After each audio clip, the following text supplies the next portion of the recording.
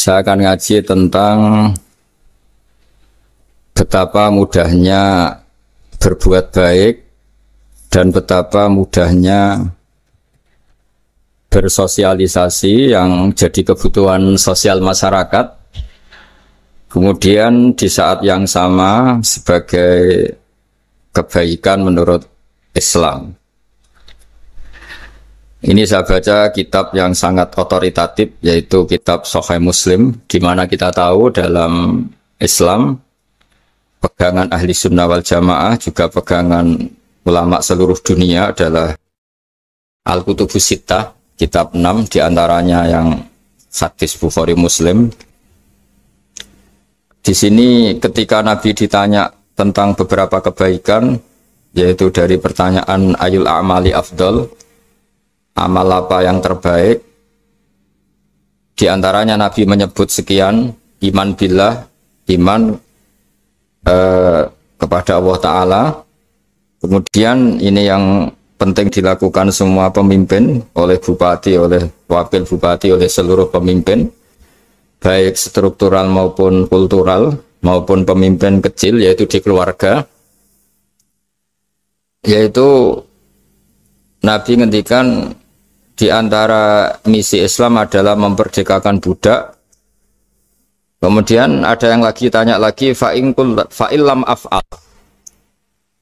Lalu dari sekian kebaikan yang butuh biaya itu saya tidak mampu melakukan ya Rasulullah. Kalau nyumbang masjid saya tidak mampu. Kalau berbuat bikin fasilitas umum saya tidak mampu. Ada yang sekian pertanyaan dari sahabat, kalau misalnya kebaikan yang butuh biaya kami tidak mampu, termasuk di sini disebutkan kemampuan berhaji, kemampuan zakat, kemampuan sedekah. Kalau semua itu kami tidak mampu ya Rasulullah. Kata Nabi, tu'inu soni'an aw tasna'u li akhrat.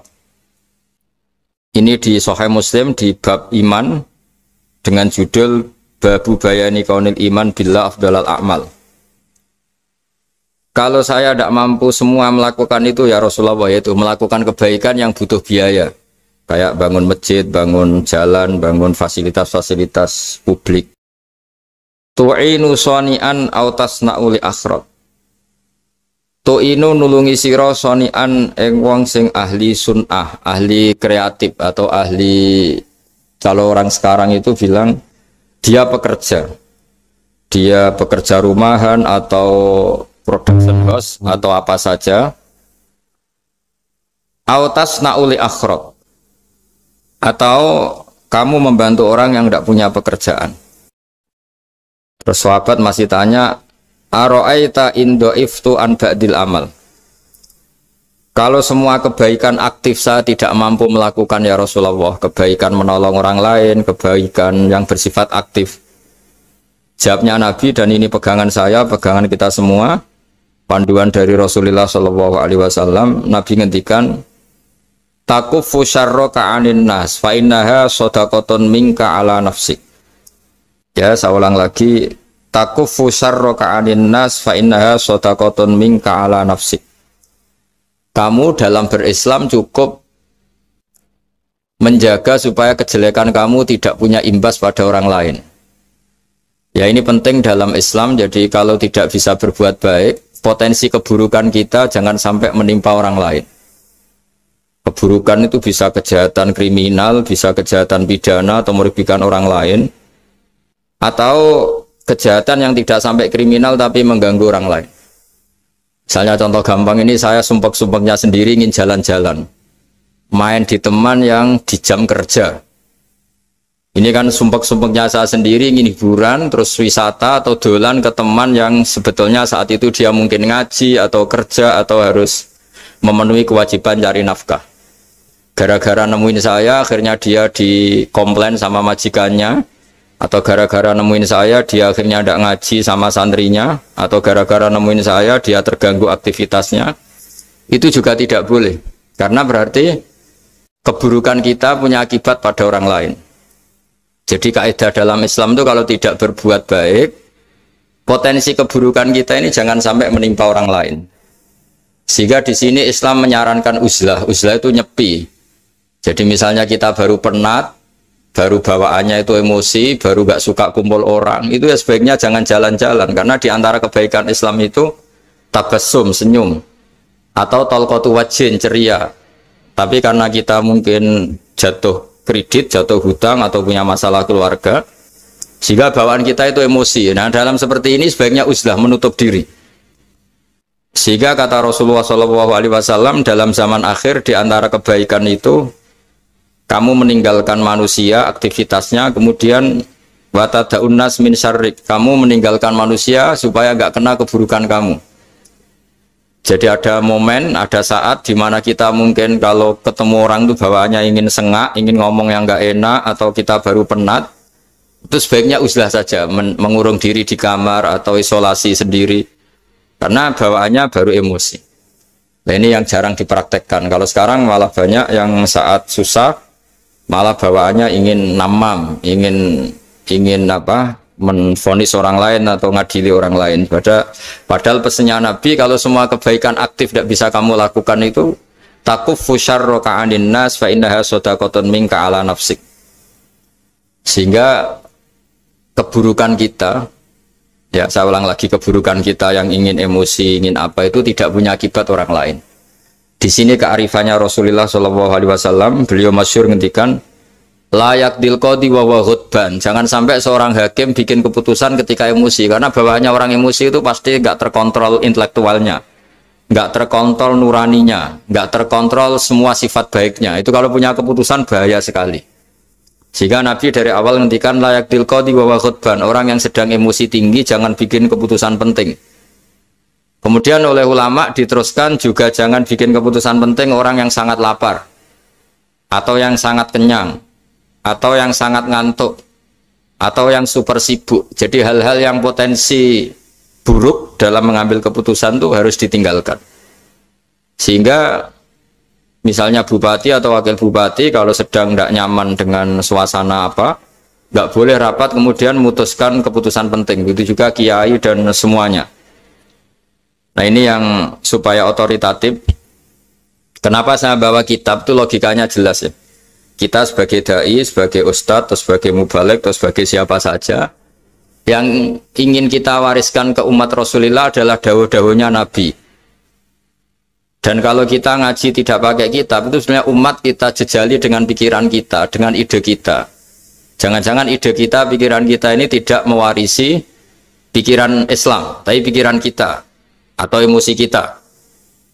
Tapi kalau kita baca kitab, artinya umat ini berhak mendapat apa yang diteladankan dan disabdakan oleh Rasulullah SAW. Tapi kalau kita, itu pasti inginnya itu kita. Misalnya kita Bupati Banyuwangi, mungkin kita akan cerita Banyuwangi dengan asik. Tapi bagi daerah lain, apa urgensinya bagi saya?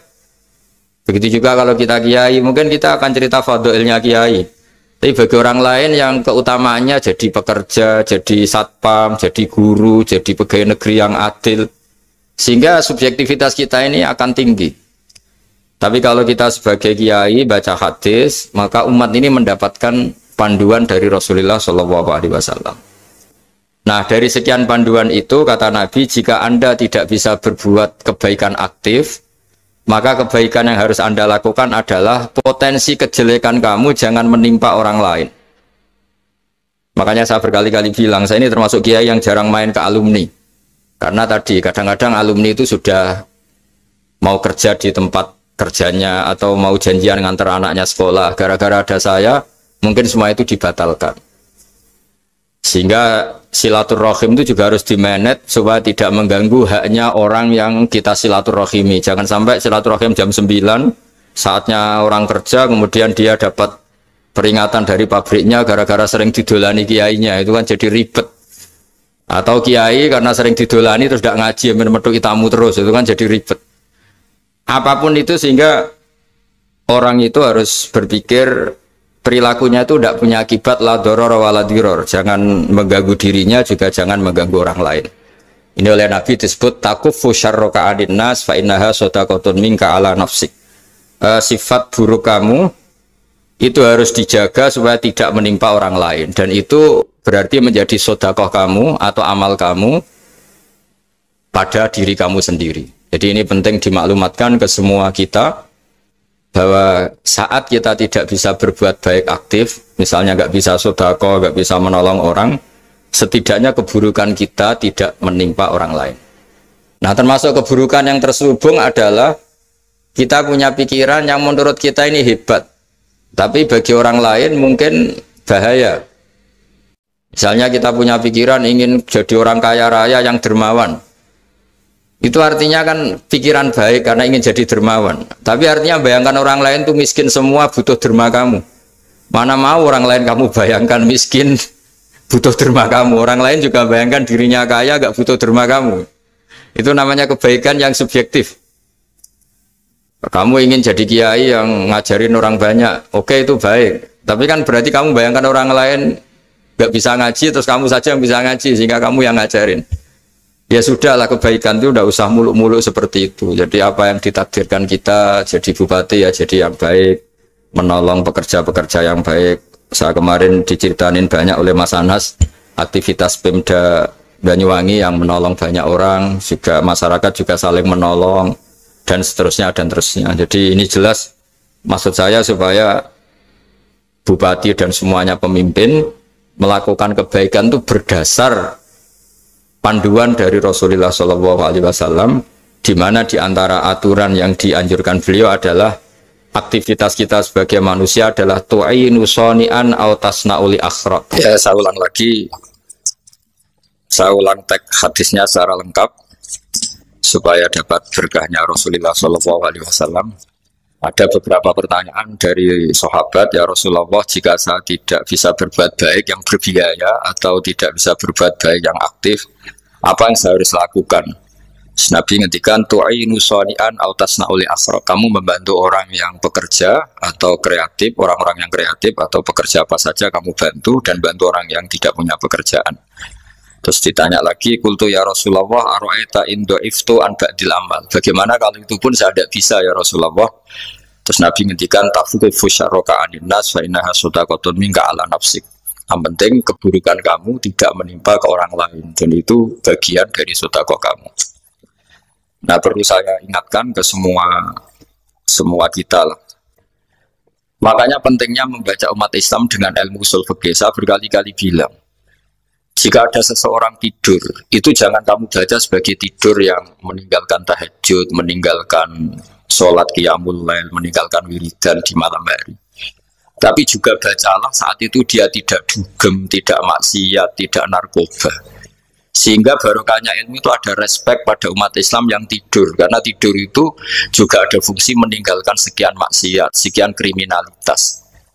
Tapi kalau kita kulino tidak baca dengan ilmu, maka melihat orang tidur itu ya kayak meninggalkan tahajud, meninggalkan wiridan, meninggalkan qiyamul lail, sehingga bawaannya kita ini akan kurang respect. Tapi kalau kita membacanya dengan ilmu, orang yang tidur di malam hari, maksudnya ya sudah sholat isya, itu ada sekian potensi maksiat yang dia tinggalkan. Dia tidak ngerasani orang, tidak adu-adu orang di medsos, dia tidak dugem, tidak meninggalkan. Pokoknya ada sekian kebaikan dalam saat tidur itu. Ini barokahnya ilmu. Tanpa ilmu kita tidak bisa respect seperti ini. Karena bawaannya akan, oh ini malam-malam tidak tahajud, tidak wiridan, tidak apa. Tapi kalau kita dengan ilmu, itu akan membaca dengan tidur, artinya orang tidak maksiat, tidak dugem, tidak ngerasanin orang, tidak ngata-ngatain orang. Nah di sini sadaqallahul azim ketika ngendikan wa min ayatihi manamukum billaili wan nahar. Termasuk ayat Allah itu orang tidur. Maksudnya tidur yang dengan dimaknai positif tadi, bisa istirahat, bisa meninggalkan maksiat, bisa apa-apa. Nah ini di sini hebatnya Rasulullah SAW ketika beliau memandu kebaikan. Di antara kebaikan itu apa? Takufu syarroka anin nas fa innaha shadaqatun minka ala nafsik. Kamu, potensi buruk kamu atau keburukan kamu jangan sampai menimpa pada manusia, pada orang lain, dan itu bagian dari sedekah kamu. Ya, saya mohon maaf sama Bu Bupati, sama semua Pemda, sama Wakil Bupati karena saya tidak bisa lama-lama. Saya punya wadifah. Tadi ini pun sudah ngurting ngaji saya karena saya harus ikut ngaji di sini. Dan mari sama-sama berdoa. Al-Fatihah. Jadi status gambaan ini kita mantapkan dulu. Jangan ada status lain kita di depan Allah kecuali status kehambaan. Yeah. Saya punya analogi dan itu saya ulang-ulang karena di antara ciri Quran itu mengulang-ulang sesuatu yang harus jadi pegangan. Saya ulang lagi, di antara ciri Quran itu mengulang-ulang sesuatu yang jadi pegangan. Jika kita belajar ilmu fisika atau ilmu apa saja, maka kita akan bicara materi sesuai statusnya. Jadi kita harus latihan untuk iman kepada Allah. Saya tanpa mengurangi rasa hormat, saya memberi contoh begini ya. Ini jam, materinya dari besi. Ini kertas, materinya ya kertas. Tentu secara fisik, orang akan bilang jam ini lebih kuat timbang kertas. Dan itu pasti dibenarkan dari segi materi. Tapi kalau Anda beragama dan Anda tahu bahwa pengendali alam raya ini Allah Ta'ala, maka kamu akan bilang, terserah Gus Baha. Gitu. Bisa saja jam ini saya punya niat saya hancurkan, kertas yang lemah ini saya simpan. Sehingga jam tangan ini 5 menit lagi saya hancurkan sehingga benar-benar rusak. Sementara kertas ini saya simpan sampai bertahun-tahun awet. Nah, kira-kira seperti itulah ilmu manusia. Sesuatu yang kita sangka kuat, ternyata Allah punya rencana menghancurkan itu. Dan yang kita sangka lemah, ternyata Allah punya rencana untuk mengabadikan itu. Nah, di sini pentingnya iman, lahu maqalidus samawati wal ardh. Hanya Allah yang mengendalikan semua. Jadi jangan mentang-mentang kita punya ilmu bahwa materi besi itu lebih kuat timbang kertas, terus kita pastikan bahwa besi lebih awet ketimbang kertas. Kita sisakan satu keyakinan, terserah Allah, terserah pengendalinya. Nah itu agama, bilang terserah pengendalinya itu agama. Ya mungkin tadi aja problem sinyal, saya ulang lagi. Ibarat saya ini megang jam tangan, yang materinya dari besi. Ini kertas yang materinya lemah. Tentu kita akan bilang bahwa jam atau besi lebih kuat ketimbang apa? Kertas. Tapi Anda salah. Anda harusnya ngomong bahwa terserah pengendalinya. Bisa saja saya punya rencana menghancurkan besi ini sehingga 5 menit lagi hancur. Dan saya ingin mengabadikan kertas ini saya simpan di tempat yang aman. Nah kira-kira agama itu bukan anti ilmu, sehingga agama boleh kamu mengatakan besi ini lebih kuat ketimbang kertas. Tapi harus kamu tambahi dari segi materi. Tapi kalau dari segi pengendalinya, maka kita jawab terserah Allah Subhanahu wa Ta'ala.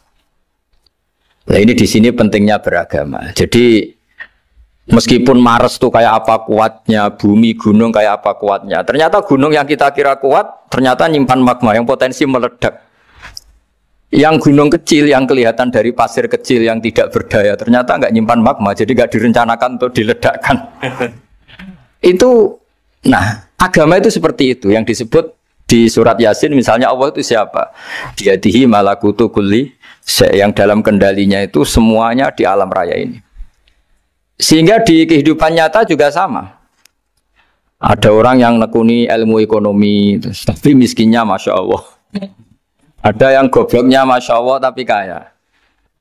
Ada kiai yang punya doa banyak, hidupnya biasa. Yang nggak punya doa, kaya.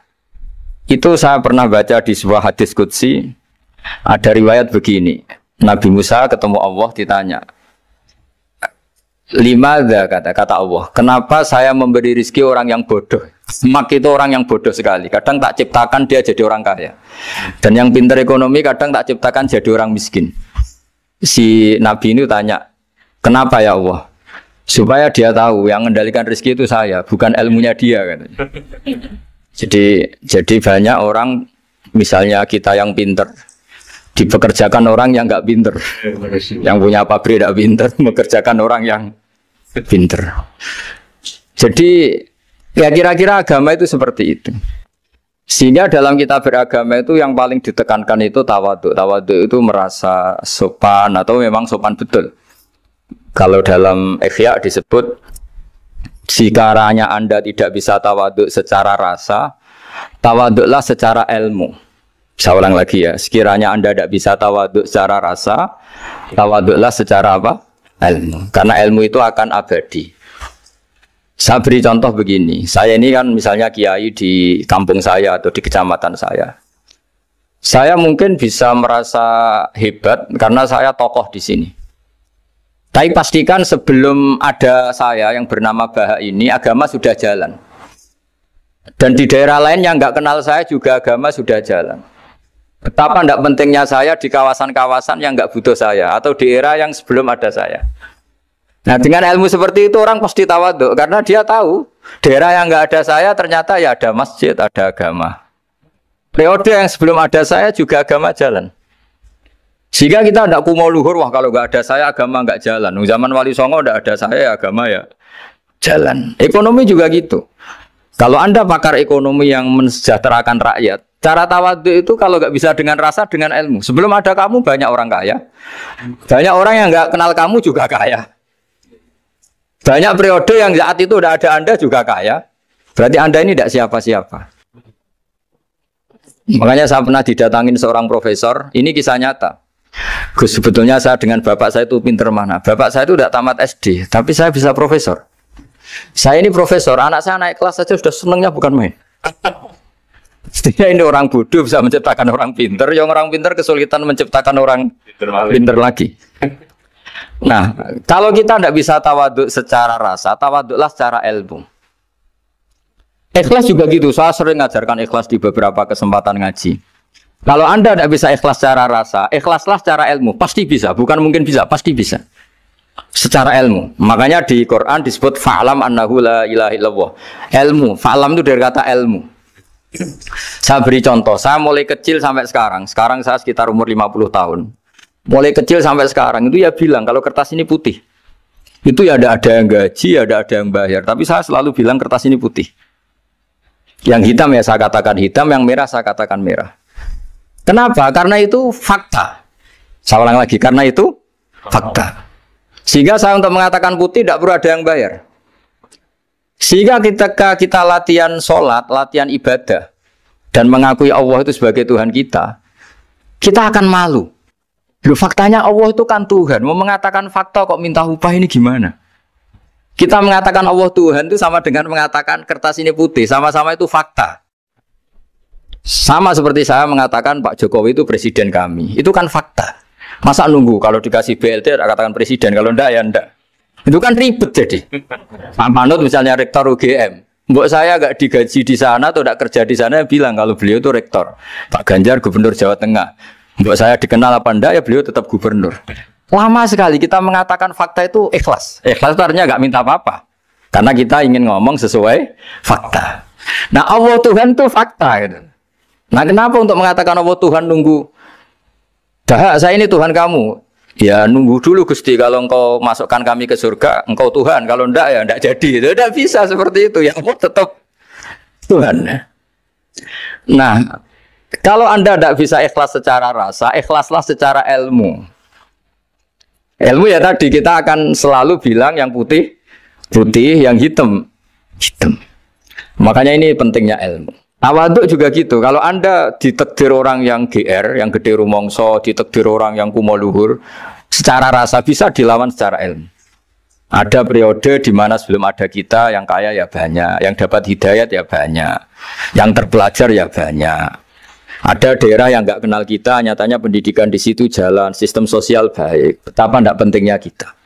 Nah ini nanti memaksa kita atau melatih kita untuk tawaduk. Nah dari hikmah ilmu itu kemudian kita minta maaf sama orang lain itu mudah. Karena kita sadar bahwa adanya kita ini problem. Saya sering digojlok orang-orang kaya. Orang-orang kaya itu ya kadang agak kurang ajar tapi nggak bisa dibantah. Begini, pernah tanya saya gini, Gus, saya ini punya mobil mahal, harganya 2 miliar. Kayaknya yang berak pakai jalan raya saya kan. Bisa, bayarnya pajak saya mahal. Sehingga kayaknya paling pantas saya. Yang naik ontel itu kan nggak bayar pajak. Harusnya nggak boleh pakai jalan gitu. Terus saya bilang, mbah-mbahnya yang naik ontel itu pejuang, bapak kamu enggak kata. Kamu enggak warisnya kata. Artinya ada teori dalam kitab hikam itu kitab tasawuf dalam pesantren. Itu kebaikan saja di soal. Misalnya begini, kita ini bangga sebagai urip yang tertib, hidup yang tertib di kantor, di tempat-tempat pekerjaan. Tapi kalau itu semua terjadi, kalau ada kecelakaan di jalan itu nggak ada yang nolong langsung. SAR paling efektif, tim penolong paling efektif itu ya orang-orang nganggur itu. Orang-orang yang di jalan-jalan di perapatan itu kalau ada kecelakaan langsung nolong. Itu nanti ambulan itu yang kedua, ketiga, yang nolong pertama ya orang-orang yang nganggur-nganggur di jalan itu. Ada orang tersesat nolong. Maka ketika seorang sahabat tanya, ya Rasulullah, kalau engkau melarang kita jagongan di jalan, itu kita tidak bisa. Tapi kata Nabi, ya silahkan saja, tapi adu haqqat thoriq, hak kamu di jalan itu datangkan. Apa itu? Ya kamu bisa amar ma'ruf nahi mungkar. Coba kalau di terminal, di tempat publik banyak orang yang soleh, itu nanti copet ya sungkan. Yang mau jambret ya sungkan, karena yang di situ orang-orang soleh.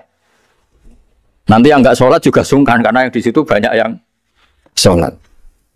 Jadi kenyamanan orang pergi jauh di tempat-tempat sepi itu ya barokahnya orang-orang nganggur terus ngaji, wah nengkono masih rame, ada orang yang di perapatan, di pertigaan. Bayangkan kalau ini orang-orang soleh, pasti itu nyaman. Karena wilayah publik dihuni orang-orang yang soleh. Tapi orang pasti bilang itu nggak tertib. Kita inginnya hidup ya tertib di kantor atau yang suka di masjid, di masjid. Tapi kalau itu terjadi, itu nggak ada tim SAR gratis yang setiap saat kalau ada orang kecelakaan nolong. Makanya dalam makalah hikam itu paling masyhur diantaranya itu manusia itu siapa? Manusia itu mangkanat mahasinuhu masawiya, fakih falatakun masawihi masawiya. Manusia itu orang yang saat baik saja ada salahnya, apalagi masalah. Jadi kalau kamu punya toko lagi laris dan saat laris itu Anda ngerumat keluarga Anda melakukan kebaikan pada keluarga Anda, pasti ada toko lain yang termahjubkan, yang tersingkirkan. Makanya saya pernah diskusi sama kiai besar, guyonan sama saya. Kita kalau kiai besar sebaiknya kalau diundang di musala kecil datang apa enggak? Kata kiai yang satu, jangan datang Gus, itu jatahnya kiai kecil. Terus kata yang satu, datang Gus sebagai bukti tawaduk bahwa kita kiai besar pun mau diundang yang kecil. Akhirnya kita ini ya kadang datang kadang enggak, karena kadang kita enggak datang supaya jatah rezeki kiai kecil enggak terambil. Kadang ya mau datang supaya dikira tawaduk. Makanya kalau seorang profesor sering turba di bawah itu ya kasihan yang S1, SPDI itu kan nanti nggak jadi bintang kalau profesornya sering turun. Kalah terus itu. Jadi kadang-kadang itu orang itu harus berpikir secara ilmu, jangan rasa terus. Jadi itu ilmu. Jadi semua yang kebaikan yang kita lakukan itu secara ilmiah bisa diperdebatkan. Ada orang senang ngomong serius supaya bangsa ini maju. Tapi bapak saya itu pesan saya, kamu kalau ngiyai itu jangan sering ngomong serius kan. Masyarakat sudah capek mikir utang, mikir keluarga. Begitu sowan kiai dijak ngomong serius lagi nanti capek kan. Sehingga kiai dulu itu kalau ketemu orang ya guyon terus. Karena tahu masyarakat sudah capek. Sudah banyak yang takut tanggal kredit gitu. Sudah takut tanggal kredit, takut problem sowan kiai diancam neraka lagi, itu kan ketakutan berkali-kali. Jadi makanya ini kan kebaikan itu dievaluasi karena kita tidak nabi, tidak wali. Jadi kalau kata hikam itu apa yang Anda kira baik itu ada masalah, apalagi sedang masalah. Saya sering cerita ada orang suami istri harmonis sekali. Itu tanyakan ibunya, pasti mulai gak peduli dengan ibunya karena terlalu harmonis dengan istri. Tapi itu pasti bukan mungkin lagi. Jadi jangan tanya istrinya, tanya ibunya. Oh, jok nikah lupa saya. Ngalor ngidul sama istrinya. Tanyakan temannya. Wah, itu jok nikah lupa temennya. Tapi yang baik sama teman, tanyakan istrinya. Jatah belanja untuk ngopi. Begitu terus itu. Jadi siklus sosial itu. Nah, di sini pentingnya saling minta maaf karena dalam kebaikan kita pasti ada kesalahan. Ketika karir kita baik di pemerintahan maupun di kampus, pasti dengan sendirinya ada yang agak tersingkirkan. Meskipun itu sudah hukum alam, tapi apapun itu kita harus minta maaf. Makanya banyak, saya sering cerita berkali-kali, dulu itu ada dua nabi yang seangkatan. Itu luar biasa debat ilmiahnya, tapi debat baik. Mulai dulu ya ada polemik itu ya mulai dulu ya ada. Yang Nabi Yahya itu suka berkawan orang-orang soleh. Kalau ditanya kenapa kamu berkawan orang-orang soleh, ya enak lah, karena berkawan orang soleh. Yang Nabi Isa sering berkawan orang-orang yang nggak jelas. Ditanya, kenapa anda suka berkawan orang-orang yang nggak jelas? Innama ana tabibun udawil mardo. Nabi dan kiai itu ibarat dokter ya, tentu menyembuhkan yang sakit. Kalau anda seorang dokter pasti neliti daerah-daerah pandemi, masa neliti daerah sehat? Nah, jadi dulu bapak wasiat ke saya gitu, kau nak jadi kiai kau bengkel, jadi kiai itu kayak bengkel. Kalau nggak siap dadani orang nggak jelas ya jangan jadi kiai kan. Itu ya, tapi kan masalahnya kita sendiri solehnya pas-pasan, takut terkontaminasi. Jadi yang jelek bukan jadi baik, kita yang baik jadi jelek.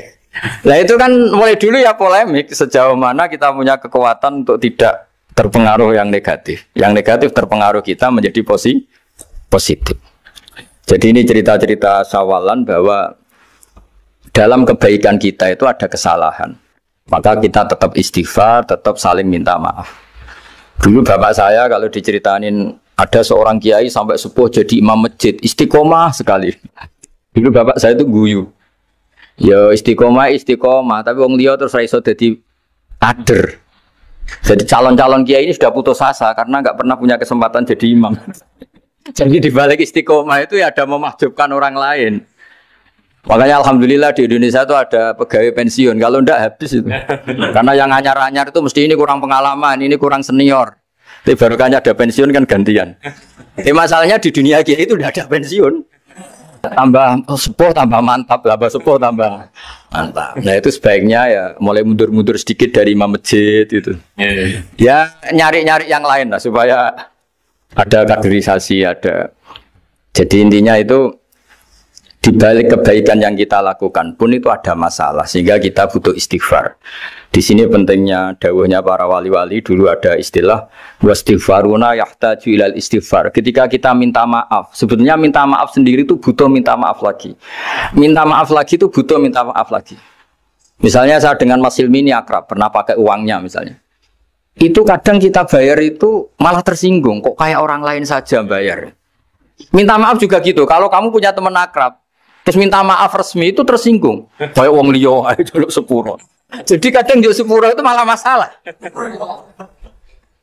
Itu kan sama, kamu punya teman akrab terus kalau mau main, assalamualaikum, saged masuk nopo boten, angsal boten. Boleh enggak main. Itu mesti teman kamu tersinggung. Kok kayak orang lain saja. Artinya ketika Anda merasa benar karena protokoler ketika masuk ke teman, ternyata itu salah. Teman kamu maunya enggak protokoler karena sudah akrab. Tapi ketika kita merasa akrab, ternyata selonang-selonang dianggap problem, kita tidak pernah tahu. Nah di sini kata ulama-ulama, minta ampun itu kebutuhan manusia, karena dalam kebaikan kita pasti ada kesalahan. Makanya disebut wastighfaruna yahtaju ilal istighfar. Kita selalu diajari Rabbana dzalamna anfusana, ya Allah, kita ini selalu mendolimi diri kita sendiri. Jadi saat kita baik pun ada unsur kesalahan. Yaitu tadi, kalau Anda jadi orang pasti ada yang termahjubkan. Kalau Anda kiai besar atau profesor atau pejabat turun ke bawah, ya kalau gubernur turun terus ya bupati gak jadi bintang. Kalau saya kiai besar misalnya turun terus ya kiai kampung itu ya kasihan. Saya pernah diundang Manakipan tidak datang itu kiai kecil bilang matur nuwun Gus gak teko. Aduh iwake gak untuk saya katanya. Barokahnya saya ada itu lucu ya, matur nuwun betul. Matur nuwun Gus jenengan gak dugi jadi. Akhirnya jatah besarnya untuk saya. Nah, tapi yang punya rumah komplain. Gus udah ngeratau teko PP aku wong cilik. Nah, ini saya harus mendahulukan versi Soibul Bait yang punya rumah apa versi kiai yang termahjubkan. Artinya pilihan apapun saya harus istighfar karena ada saja unsur salahnya. Ya makanya ini kan makanya ya saya minta UGM juga saya sering undang saya terus nanti dikira karena kampus besar Gus Bak mau juga keliru lagi. Kalau 1-2 kali mungkin boleh, kalau keseringan ya nggak boleh. Nanti itu dikira saya maunya hanya sama kampus besar, padahal saya sama RT ya sering datang juga. Nah ini yang terakhir saya bacakan teks otoritatif sebagaimana janji saya. Kata Rasulullah SAW di sebuah hadis. Ini terakhir nanti supaya nggak lama-lama saya juga punya wadhifah. Ada orang itu punya hutang. Hutang itu ya hutang, memang hutang. Singkat cerita orang itu tidak bisa bayar sampai akhirat. Dan aturannya Allah, orang yang punya hutang tidak bisa bayar ini harus diaudit, harus diselesaikan di akhirat. Kalau tidak bisa diselesaikan di dunia, diselesaikan di akhirat. Walhasil akhirnya di akhirat itu ditagih dan tidak mampu bayar. Karena di akhirat sudah tidak ada kredit, tidak ada ATM, tidak ada apa saja. Terus kata Allah, solusinya kebaikan kamu dikasihkan yang ngutangi. Ternyata kebaikan dia tidak cukup juga. Bayarnya apa? Kejelekan yang ngutangin dikasihkan yang utang. Kayak apa celakanya? Kebetulan yang ngutangi salahnya banyak, ini kan repot. Tapi Allah itu tidak suka kalau ada orang mukmin yang satu saudara kemudian masuk neraka karena saudaranya ini. Kata Allah, jika ini masuk neraka berarti disebabkan komplain atau ketidakikhlasan temannya yang mukmin. Masa orang mukmin menyebabkan mukmin yang lain masuk neraka? Allah tidak ingin. Makanya diantara nikmatnya beragama itu ukhuwah, persaudaraan. Baik persaudaraan atas nama iman atau atas nama kebangsaan atau atas nama kemanusiaan. Akhirnya si yang ngutangi ini tadi, jangan dibahasakan kreditur, nanti kita kayak bank, yang ngutangin lah nanti. Ya bahasa gampangnya yang ngutangin, karena tidak semua orang ngutangnya sama bank. Sama Allah ditunjukkan satu surga yang luar biasa. Nanti tak baca teks Arabnya ya, supaya dapat berkahnya bahasa Arab. Terus saking mewahnya surga itu, si yang ngutangin tanya, ya Allah itu untuk nabi siapa? Karena semewah itu pasti untuk kelas nabi. Atau untuk wali siapa? Katanya, terus kata Allah, sabda Allah, untuk siapapun yang mampu membeli. Lalu siapa yang bisa membeli surga semewah itu? Kamu bisa. Terus, dengan apa ya Allah? Kamu mengampuni teman kamu itu. Kamu bebaskan dari utangnya. Nanti tak kasih surga itu. Terus, akhirnya sama Allah, kata orang itu, ya Allah saya bebaskan. Ya sudah, kamu berdua masuk surga. Karena Allah tidak ingin ada kasus aneh. Dua orang mukmin ini kan bersaudara. Masa bersaudara kemudian yang satu menjadi penyebab masuknya neraka karena ini tidak mau memaafkan. Artinya kalau kita syawalan itu harus benar-benar mau memaafkan, karena kalau tidak Anda menjadi penyebab teman kamu masuk neraka. Jadi kita janganlah jadi orang mukmin yang menjadi problem bagi saudara kita. Jadi makanya saya itu berharap ada wali utang saya tidak bisa bayar, karena ini masih dibela-belain Allah ini. Karena Allah nggak ikhlas kalau ada walinya masuk neraka. Jadi kalau ada wali utang kamu, itu utangin saja, doain nggak bisa nyaur, no? Nggak bisa bayar. Nanti ini akan dibela-belain Allah di akhirat. Karena wali ini nggak pantas masuk neraka. Ya, jadi kalau ada wali utang kamu mau bayar, sudah Anda tidak usah bayar, nanti di akhirat saja. Lah yang ribet kalau yang kamu utangin dia ahli neraka, kamu nagihnya disuruh masuk neraka. Nah, itu ribet itu. Sudah utang dia ahli neraka. Ya tak baca teksnya supaya ini ada di kitab Ihya halaman 197 juz 2. Status hadisnya waqala sahihul isnad, kata Imam Hakim, hadis ini sahihul isnad. Saya baca Arabnya nanti insyaallah sebagian ya supaya kelihatan teks aslinya di bab hukukul muslim. Bainama Rasulullah sallallahu alaihi wasallam jalisun izdhika hatta badat sanayahu. Nabi ketika santai-santai duduk tahu-tahu tertawa sampai gigi depannya itu kelihatan. Jadi tertawa sangat sampai gigi depannya kelihatan. Yang notabene beliau sering hanya senyum, kali ini tertawa betul sampai gigi depannya kelihatan. Faqala Umaru radhiyallahu anhu ya Rasulullah bi abi anta wa ummi malladhi adhakaka. Apa yang bikin kau sampai tertawa seperti itu? Qala rajulani min ummati jasaya baina yaday rabbil izzah. Dua lelaki dari umatku sama-sama sungkeman nuntut keadilan di depan Allah. Jasaya itu sungkem, duduk bersimpuh itu kalau dalam bahasa Arab itu apa? Namanya jasiyah. Faqala ahaduma ya rabbi khudli madlamati min hadza. Faqala wa rudda ala akhika madlamata. Qala ya rabbi lam yabqali min hasanati syai'un. Faqala wa ta'ala li talib kaifa tasna'u bi akhika wa lam yabqalahu min hasanati syai'un. Faqala ya rabbi falyahmil anni min auzari. Kalau kebaikannya dia tidak cukup, ya salah saya supaya dilimpahkan ke dia. Terus summa fadat aina Rasulillah sallallahu alaihi wasallam bil buka. Nabi di tengah-tengah cerita tuh nangis. Senangis-nangisnya karena habis seneng lalu nangis karena ini kan kebaikannya sudah dikasihkan habis cukup enggak cukup. Akhirnya kejelekan yang ngutangin ini diberikan. Makanya kalau kamu ingin masuk surga, utangi orang-orang soleh sebanyak-banyaknya. Dan doain nggak bisa apa? Nyaur. Tapi tak jamin orang soleh itu nggak suka utang. Karena hidupnya sederhana ini. Kayaknya saya tidak akan utang Mas Ilmi itu. Karena orang soleh itu hidupnya sederhana, pasti tidak butuh. Kalaupun utang paling ya untuk makan kan gampang nyaurnya apa?